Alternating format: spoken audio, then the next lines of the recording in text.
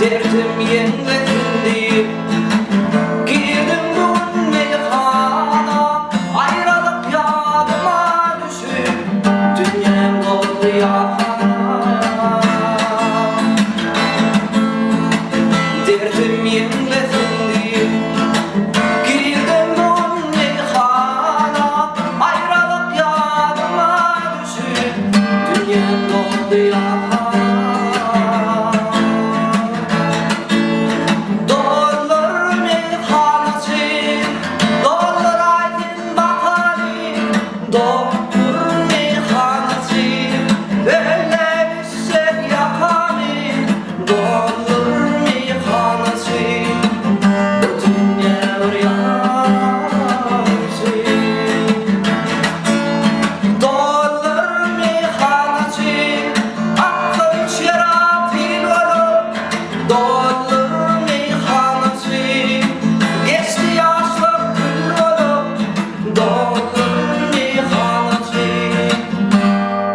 Ömrüm yansın.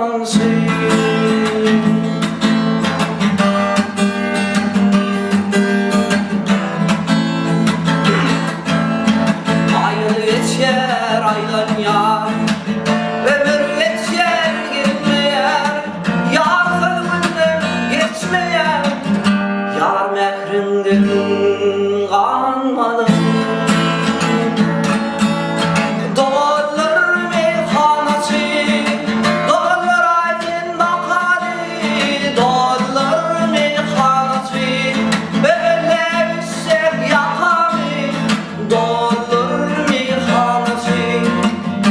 Ömrüm yansın. Dolar meyhanesi, aksın şarap figolu.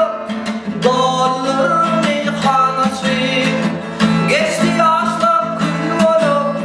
Dolar meyhanesi, vah geçer ömrüm yansın.